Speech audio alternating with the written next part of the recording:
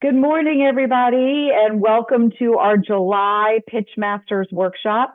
My name is Lisa Friedlander. I am the CRO over here at Next Law and My Next Raise.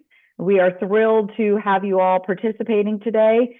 Pitchmasters is just one of many workshops and webinars and resources that we provide on a regular basis to not just our clients, but the entire entrepreneurial community, for which we are super passionate about, as our mission is just quite simply empowering startup success. I'm so grateful to have our partner in crime, Miranda Williamson from SeedSpot, and I will let Miranda introduce herself. Hi, all. I'm Miranda Williamson from SeedSpot. SeedSpot's an organization that supports underrepresented founders get the resources, network, and training that they need to be successful. Excited to be here and offer my support today. Thank you so much, Miranda. So grateful for your partnership on Pitchmasters. Everyone, we're going to get started, but please feel free to introduce yourselves in the chat. Please listen in on the presentations. The feedback from other founders is just as critical as the feedback from Miranda and myself, and oftentimes more because you guys are in it. We will ask everyone if they feel like sharing their feedback to our two entrepreneurs today. We would love to have it. So with that, Chris, I'm going to turn it over to you. Since there is just the two of you, I don't have to be as crazy with the time, but I will time you just so you have a sense of how long you spoke for. That works. So I'll turn it over to you, share your screen, and get started whenever you're ready. All right. Thank you. Can you all hear me at least? We can. All right. So before I kick off the PowerPoint, I just wanted to say thank you very much for inviting me, Lisa, to this. While I haven't done too many of these pitch competitions, I will say that I am graduated from the MBA school, Babson Entrepreneurship School out in San Francisco back in 2011. I have my own company, Lishak Integrations, that's been around for 30 years, and I consult to the Department of Transportation Security Administration, and I designed all their systems regarding business intelligence and artificial intelligence. So with that being said, I live in the Rockville area, and I'm going to share my pitch. Fantastic. Thank you. All right. You guys see this all right? Yes. And just for those who are wondering, we tried to do presentation mode earlier. It was not successful. So Chris is going to present his slides in this mode. All right. So early 2000 or so, I connected with a friend of mine who created some scripts that were, Hollywood feature films.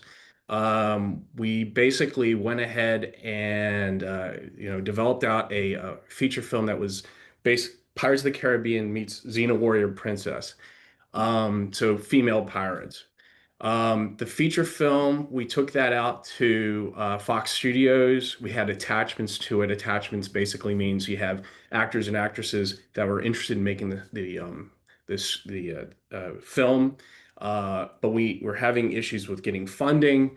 And when we got to Fox Studios, the head guy there at Fox basically said, "Yeah, this is great. We love the concept, but Jerry Bruckheimer had done Pirates of the Caribbean." So we'll take a pass, right? My thought there is like, I guess I'm the only person that has this problem, but really it is not that. There are so many indie screenwriters out there that have created these great pieces of content, feature films, TV, documentary, but they do not have the acumen to get information back from, say, the crowd, which could help show the Hollywood gatekeepers what they're missing out on the content. So I developed iMogul back around 2009 or 10 as far as the whole concept. In fact, this is what actually got me into Babson. Um, Hollywood is sitting on all these unproduced scripts. I don't know if you've watched the most recent show, The Studio on Apple, but essentially that is actually what happens. They get these scripts, they, think they're good, they like them, they buy them, they option them from the guys who created the scripts, and Sometimes they get made, but most times they do not get made. In fact, about 95% of scripts just do not get made. They just get optioned and then people just hold them as content.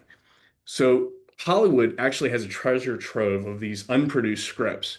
And a lot of them also have been made over the last 20 or 30 years, which right now, the way Hollywood works is if you want to read a script, you get an intern to read the script, they take notes, and they go ahead and push it up the level. Finally, someone says, "Ooh, I like this script.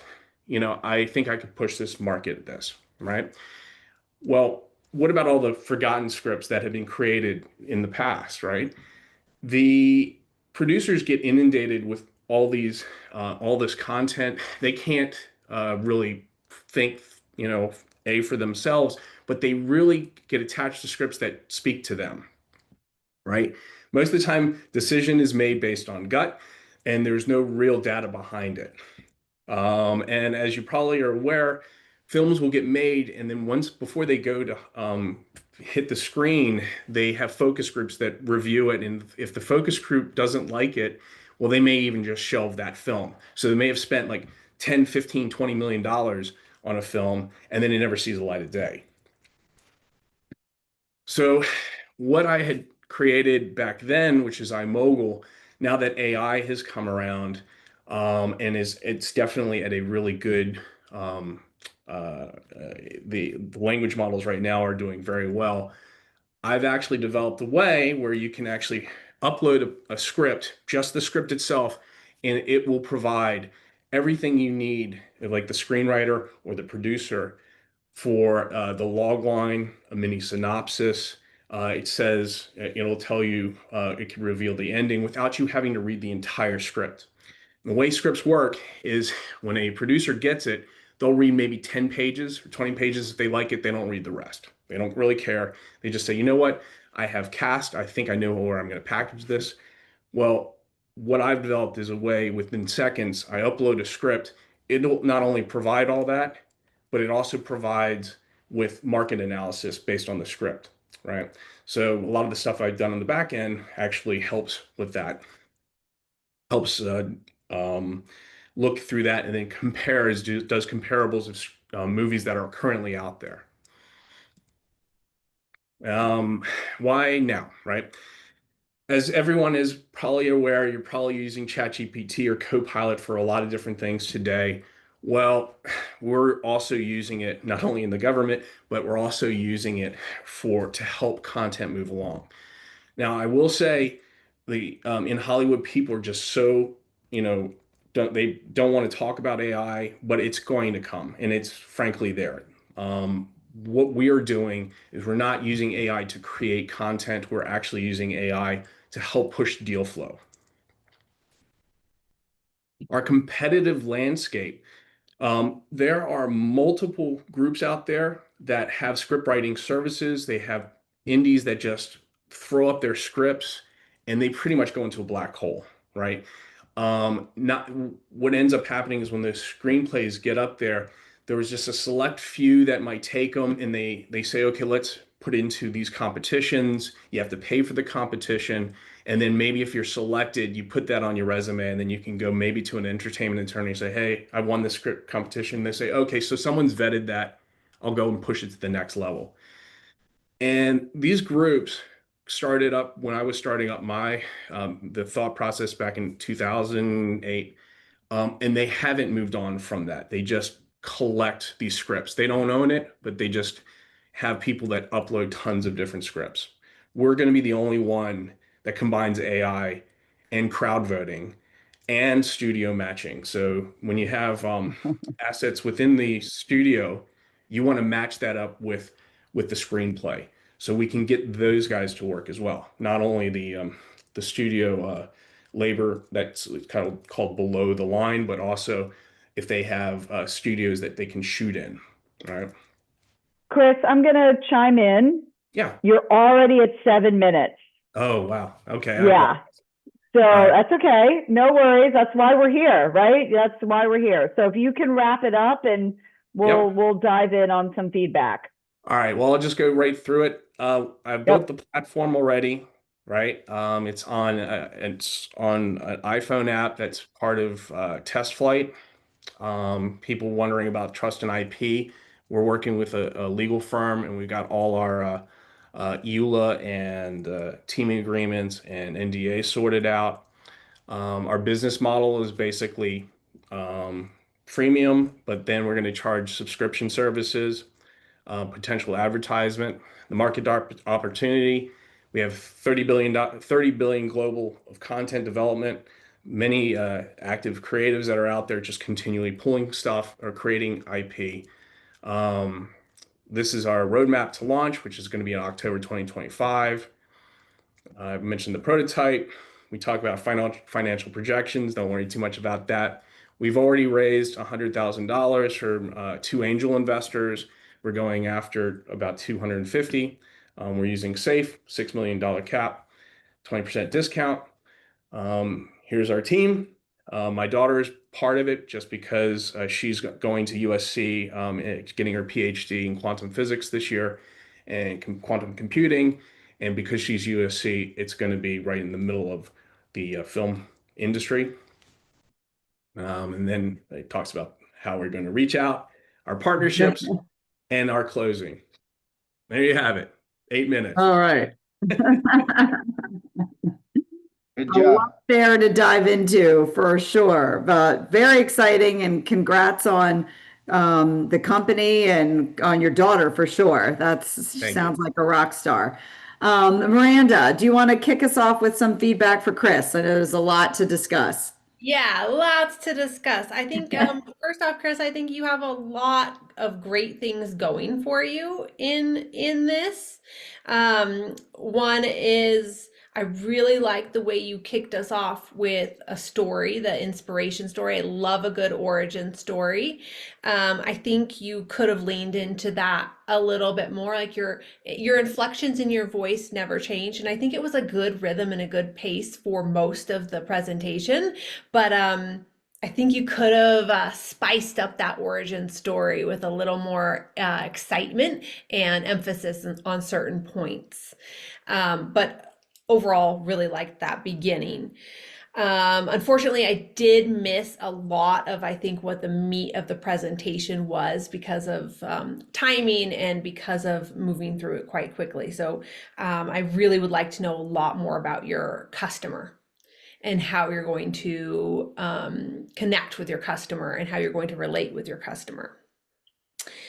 Now, your slides, they're so text heavy that I had a challenging time following along with what you were saying and the text on all the slides. And I think what you were saying was really valuable. So you don't really need all of that text on your slides. You just need those bullet points. There was another piece missing. Although you did have consistent branding other than with the cover slide, it was boring. The slides were boring. They weren't very visually pleasing. And when you're talking about an industry that is very visual and visually pleasing, I think it becomes even more relevant to have your presentation reflect that industry. So I would really spend some time thinking about how you can make this much more visually pleasing.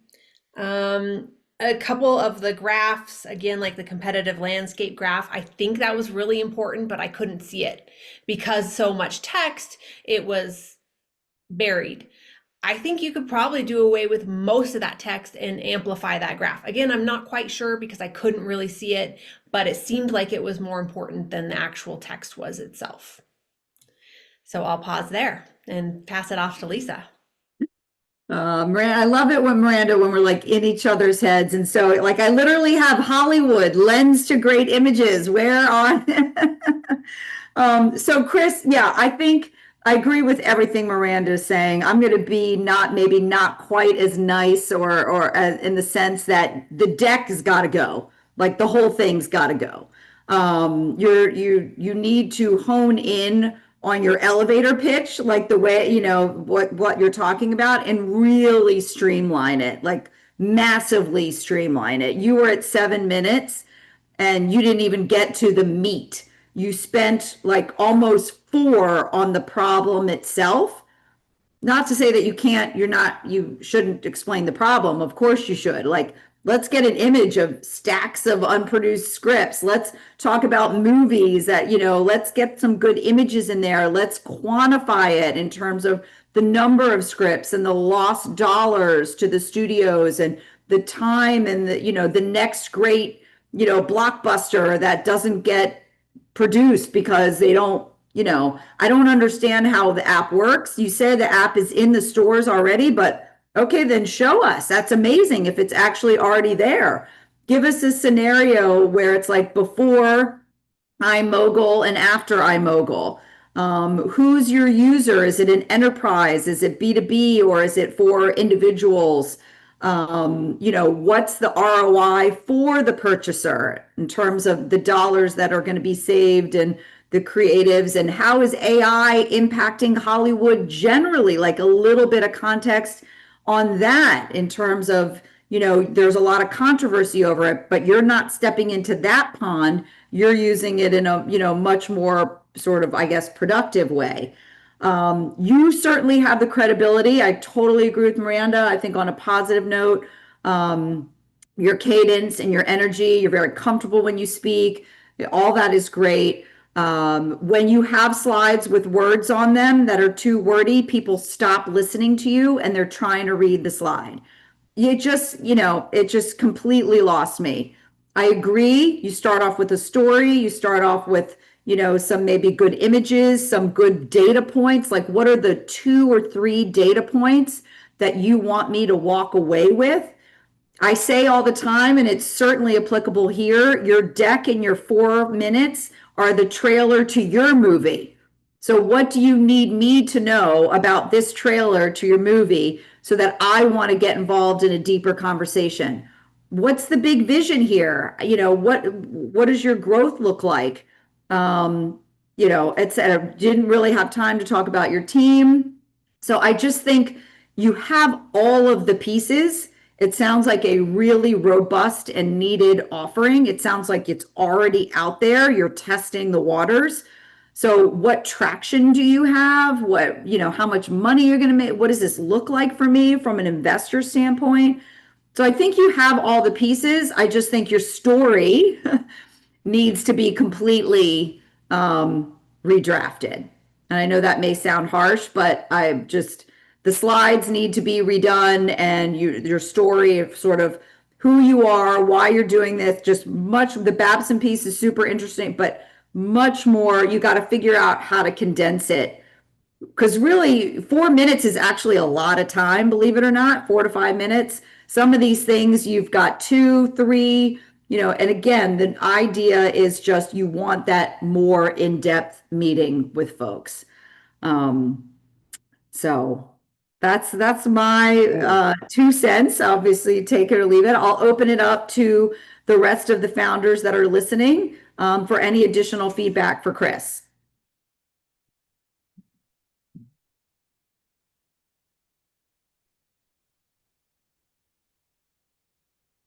Yep, go ahead, Jack. I guess my comment would be, since I have a tangential relationship to Hollywood, most of those folks are interested in what's in it for me. So, how does this benefit me, a guy with a big salary and a big office and a big title? And I'm afraid of the future. The whole industry is changing around me. How is this a solution for that? Got it. I don't know how you squeeze that into 4 minutes. Right. How do we save money and how do we make money? It's the benefit deal flow. Yeah. And I do have that. And I'll be honest, thank you very much for the comments. I'm sure there's a couple more. I'm taking everything you guys are saying in. I think I'm talking East Coast folks, and that the pitch is meant for folks that, well, it's hard since I'm East Coast, and you're thinking of the folks that I'm selling it out to. That's why I do have that information in there, but I get exactly what you're saying. I know I have to bring it down to make it smaller. Yeah, I need to convey a lot in a very small amount of time. Yeah, well, that's welcome to the club, right? That is what every entrepreneur's challenge is to do. And you can do that. this lends itself to storytelling. This is not pharma. This is not a medical device. This is not anything that most people, whether they're connected to Hollywood or not, would have a hard time understanding. So I have total faith. Leah, yes. One of the things that I had to learn, so I'm coming out of an education background, so my tendency is to be verbose, right? You ask me a question, I'll give you 4 paragraphs. And so learning how to be able to cut things down and remembering that the pitch deck is an introduction and the goal is not to give them all the information. You really want to tease them along so that they want to follow up. I encourage you to take the information that's in your deck and create your executive summary, because that's the hook for the next level of conversation. And that's why we give them very little information in some ways. We're not trying to like sell the entire farm. We're just trying to say, isn't this farm beautiful? Don't you want to come visit? Let's have a conversation, right? So I would encourage you to consider that in your brain, coming from somebody else who has a tendency to be that, like, let's talk about this for days because I'm passionate, I'm an expert, right? All of those things. So that's my 2 cents. Yeah, no worries. Awesome. Any other feedback for Chris? Yep. I got a comment. Chris, I'm a real estate guy and a novice at this VC pitch stuff. But I just my personal opinion. I'm a visual person, and my suggestion is always wear a collared shirt, lose the necklace, and then I'm a Guy Kawasaki guy, 5 to 10 slides. That's it. All right. Well, the 5 to 10 slides are, but to me, I wouldn't get caught up necessarily in your You only got time. 4 minutes. So. Depends on your audience too. But I was just going to say, it depends on where you are and, and what you're Yeah. doing, and certainly know your audience. But yes, definitely streamline 5 to 10, it's like a minute a slide, maybe a little bit, maybe a little bit less, something along those lines. But again, you have everything you need. You have all of the ingredients. I just think you need to package it up a little bit better. Understood. By the way, just impressed with your value proposition as it aligns somewhat with what we're doing with Smart City Labs. Oh, okay. Well, if you would like to catch up after this call, I'm more than happy. I'll leave that with Jack, but it's just my perception. One thing I just want to leave with you guys. I've actually am pitching 2 products I created in Hollywood, right? So not just iMogul, but one thing that might be interest to the generation before mine. My dad was a spy against the Russians, and I've created a script that is based off of his Arctic mission. And Wow. so, yeah, if you go look for Project Cold Feet, that was my dad who landed on an ice station and it got picked up by a B-17. So I wrote a story, and now it's going through Hollywood right now. So I'm going through this process. Like I told you, the 2000 thing I did with that script. Now this is my IP, and the same thing that's happening to me. Although I'm actually, meeting with 21 Laps, the guys who are doing Stranger Things on Friday, and all these other things for the scripts that I'm providing them. This same thing that I've talked about when I thought about it in 2000 is still happening today. And like you said, maybe I need to weave that into the beginning of the story. Yeah, that's a much more interesting, I think that's a much more interesting hook at the beginning. Yeah. For sure. For sure. Very cool. Wow. Super cool.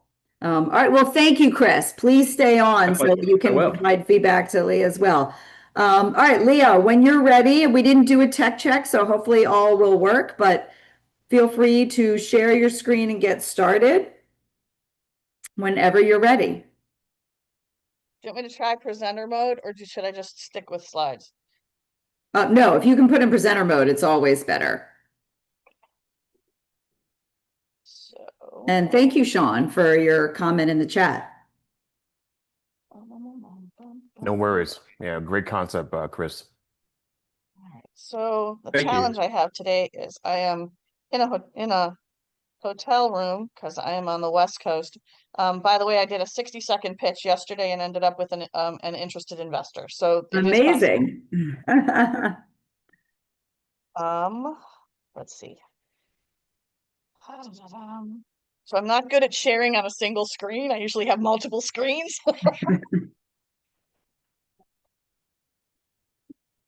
So I think if I share. Looks up. Yep, I see that. And if you can, yep, try to put it in slot. Yep, perfect. All right, whenever you're Center mode. ready. Is that the Awesome. beginning? Just want to make sure you're It at the is. first slide. Okay, I am. whenever you're ready. Great. So I want you to think about, you're headed into a meeting and you notice on your inbox that there's an email that came in and you're like, okay, I can do this really quick, respond, hit send.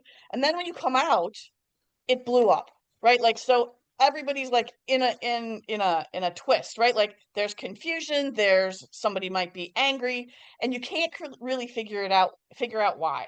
And it's happened to all of us. So welcome to Respects Tech, where we're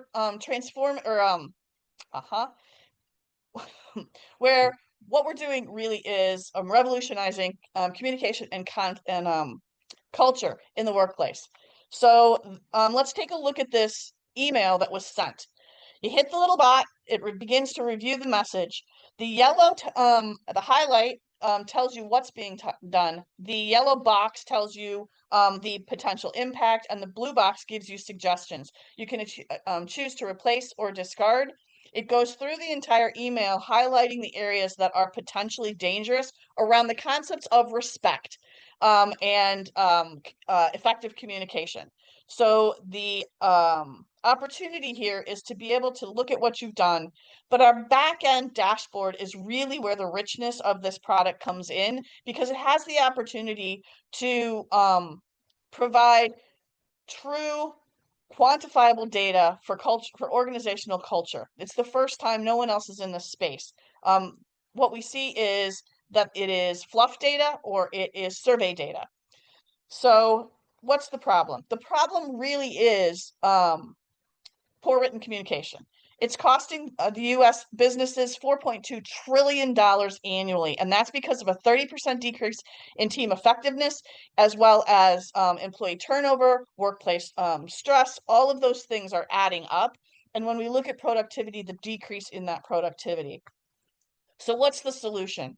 It's a scalable, intelligent AI generating platform that can analyze written text in real time and offer impact and solution. This offers us the opportunity to gain $12.5 trillion annually. That's not only because of an increase in productivity, but an increase of efficiency gains, cost savings, and as well as faster innovation. So, well, I want you to understand and recognize why this is significant. I'm Leah Keough, CEO and co-founder of Respects Tech.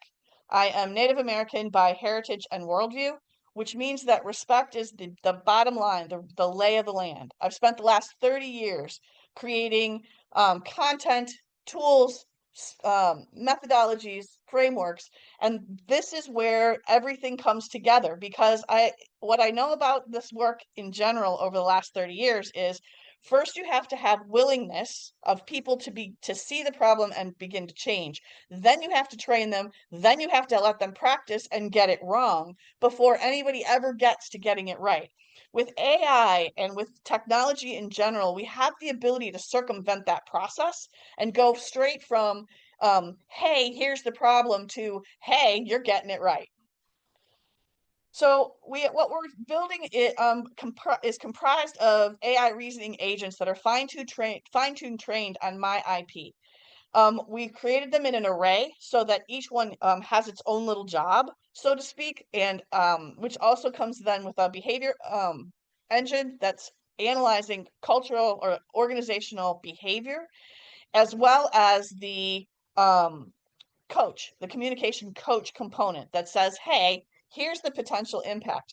We've got 5 categories that we're qualifying on, which is passive aggressive, shame, blame, judgment, guilt, tone, and I can't remember the 5th one. My brain, I'm on the East Coast, still struggling with jet lag. It's a desktop SaaS that provides that real-time text. Again, our big differentiating concept is our culture, my brain. I apologize. It's the cultural intelligence dashboard, which is what is quantifying. It's pulling all that organizational data together. So it can look at an organization and say, hey, you used to have 17% of the emails that were going out that were passive aggressive. Look, now you're at 12%. Yay, aren't we doing great? In this way, we improve employee and team performance, and we increase employee satisfaction. Our current market, our TAM is 38 million North American small, medium enterprises, which is a $213 billion TAM. Looking just at North American mid-sized businesses that are providing service enterprises, it's a 7.3 billion. Our beachhead market is the 900,000 North American HR execs, which is a 5 billion. And our go-to-market beachhead is a 5% market capture of our SOM of that the 900,000. We are a B2B model, yearly subscription or multiple yearly subscription. It's important to know that we've done a lot of customer discovery, and in the process of those interviews, both as market research as well as we have progressed, we've also built customer discovery into our product so that we continually get that feedback from folks. What we're also learning is that we found out that what we thought was the target wasn't the target, so we've done a bit of pivoting. As a result of all of that, we have, although we are not at launch, we have 70 letters of intent from people who are willing to beta and to be able to pay for our beta. So as soon as we hit the ground, we will actually become revenue generating. Our financial projections are aggressive, and that's because we have not only market fit, but also we have hit the ground running once we roll out, and we're industry defining. That culture intelligence dashboard is providing us with a first opportunity, which is also why it's so critical that we're the first ones out there and we lead the market. We expect an aggregate revenue of 230 million by 2029. Our AGR and CAGR are both very aggressive, but again, they're not unprecedented and they're not unreasonable. We expect to capitalize on our annual recurring revenue by year 3, so you see a jump from year 2 to year 3, and so figuring that all of that by the time we're at year 5, we're at a consistent $100 million. Our go-to-market strategies, we have, like I said, we've got our 70 LOIs. We expect that by the time our MVP and beta is complete, we'll have 250 additional LOIs from organizations that are willing to come into our Gen 1. And we're working with those organizations even now to secure those commitments. We've got an early adopter program. And we have, I have a plethora of HR consultants in my network, and we're working on consultant referral systems so that bigger bang for the buck, right? They have 5 to 10 clients, all of those kinds of things. We're looking at digital HR organizations where we might be able to be joint ventures coming in alongside folks who are already offering that digital platform. And again, and the other part of this is you're also well over 7 minutes. Okay. Sorry to interrupt. So please. That's fine. We're looking at investor marketing partnerships. Our competitive landscape, Grammarly, Gallup, and Humanize, these are the ones who are in the same business. But again, nobody's doing what we're doing. Our team, we have a CTO, CRO, CEO, all of us with a plethora of experience, so we're a well-rounded team. Our ask is a 1.2 million via SAFE. We've also done convertible notes. We've raised $185,000 with angels, friends, and family. And again, our biggest push is around go-to-market strategies and trying to be extremely aggressive. This is our call to action. By all means, request. We have an executive study or executive summary, as well as a prototype that we can provide for additional conversation. Thank you very much. All right. Oh, you were at 9 minutes. So everybody is incredibly over today, which we will not be able to do in these types of environments. Typically, they will cut you off and you will have not gotten through to any of your important stuff. So please make sure that when you are in a professional setting, and you have a certain period of time, you have to be prepared to speak to that time. Miranda, why don't you start with some feedback for Leah? Yeah, Leah, we'll kick off with some things I noticed that were really working for you. I love the AI generated images for this particular presentation. I thought that was a great touch. I thought that really worked well for you. I thought that you had a good consistency of branding with your slides, although there were some formatting issues with some of the slides. In particular, I noted like the product and the go-to-market strategies, the tiered slides didn't work for me. Following it visually would have been much easier for the bullet points. I want something very easy to look at while I'm listening to you talk. And let's get to you talking. You were talking so fast. It was too much for me. I had a hard time with the pacing. It was just very, very fast, and you were squeezing so much content into this presentation and speaking fast. I was just digesting one slide, and then we were on to the next. So that pacing, that removing some of that content. Now, the order in the beginning, there was something off about the order in the beginning.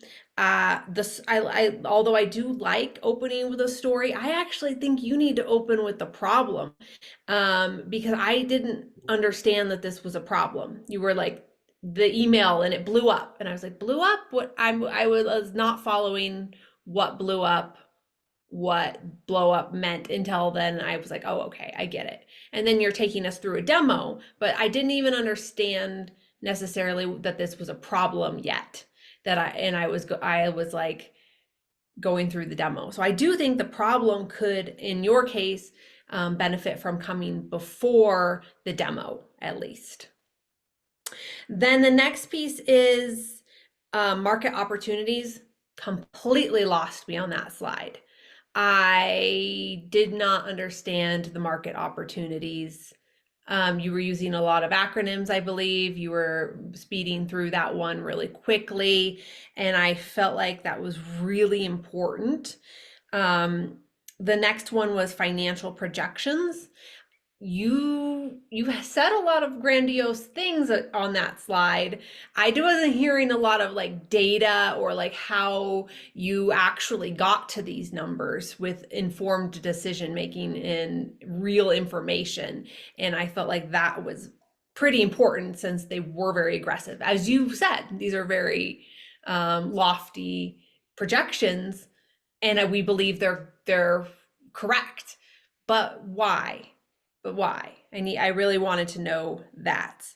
And then I think one place where you could save time is you introduced yourself twice. You had a whole slide for introducing yourself, and then you also introduced yourself in the team slide. I think you could do away with one of those introductions. And I'll stop there. Awesome. Thank you, Miranda. Yeah, super interesting concept. I agree with all of the feedback that's been that Miranda mentioned. Sorry. I have a few things to kind of double down on, and then a few sort of holistic comments. Agree, you were not only like not almost 9 minutes, but you were like flying through it, like Miranda said. And it's fine to stumble here and there, like whatever, that happens. Don't worry about that. And no need to apologize. Just sort of, catch your breath and, and keep going. It's hard not to get flustered, but, don't worry about that piece of it. To me, I don't fully understand what the product is quite yet. I was listening to you. I'm like, okay, poor communication. Is that just like, what are all the things that you got to it a little bit as you were going, but not kind of all in one? Like, poor communication includes, I don't know, you mentioned a few of the things, disrespect, but all those things are like, they're not quantitative, they're more qualitative. So it's like, how much do companies spend on worrying about people's, email tone? And is it just email? Is it only written form? Is it other things in the workplace to sort of produce kind of a better, more respectful culture. How does you couldn't really see the demo? So it was like, is it real time? Like I send, I'm sure everybody does, like a gazillion emails a day. Am I using this on every single email? Is that slow me down? Like that doesn't sound very appetizing to me. Obviously, if my company insists that I use it, that's a different story. But from a user perspective, you talked about doing a ton of customer discovery, but I would love to learn what that customer discovery was, who you talked to, what you learned from it. You mentioned maybe there was a little bit of a pivot, but I kind of want to know a little bit more.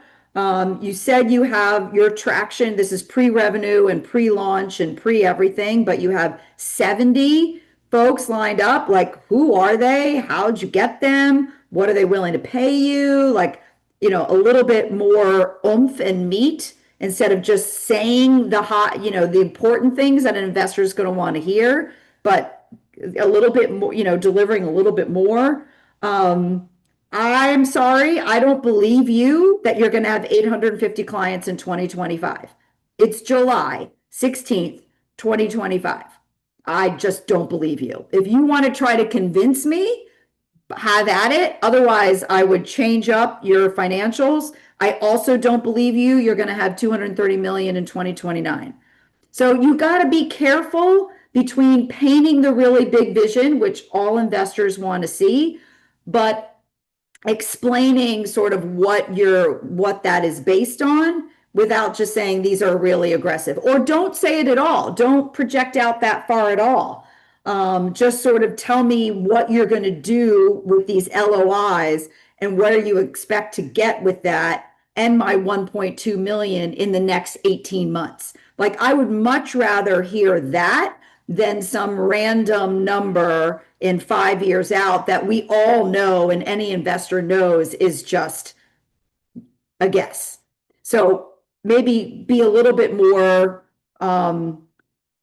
conservative in the near term, how you're going to use that money of the 1.2 million, and how you are going to get those 850 clients. Who are they? You're already in talks with X, Y, and Z, all that kind of. How are you going to service with 3 people, 850 clients? Like that also doesn't seem reasonable to me either. I personally have an issue when somebody says my market is, I'm going to just capture 5% of X. Or if I only get 2% of Y, then it means I'm a, multi-billion-dollar company. So that to me is not necessarily a go-to-market strategy by just throwing out a percentage.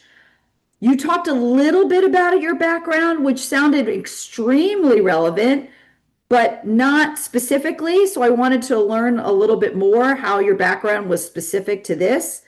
You talked about IP. Do you have IP? You just kind of said it. So I just sort of wanted to understand, like, is it your own?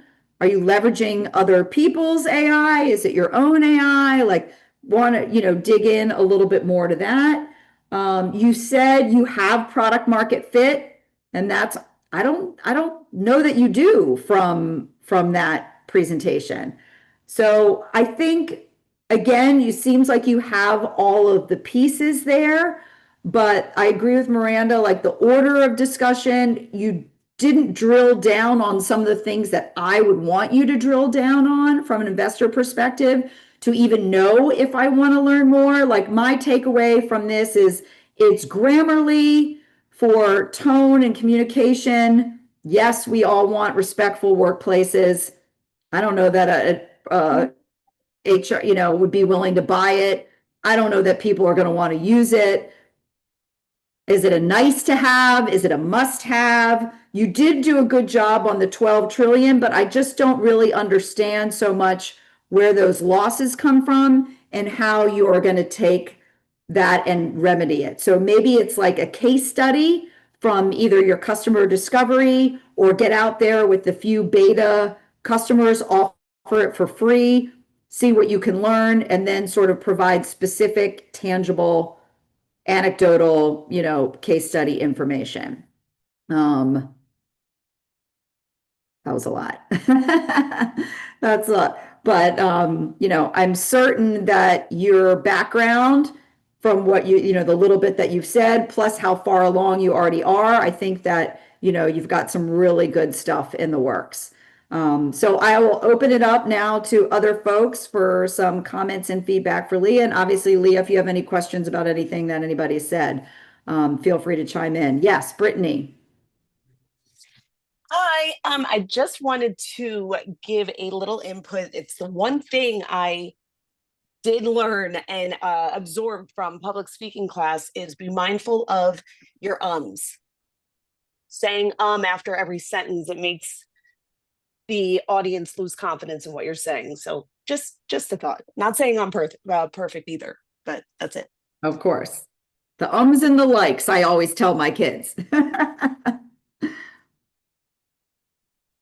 Yes, Jack.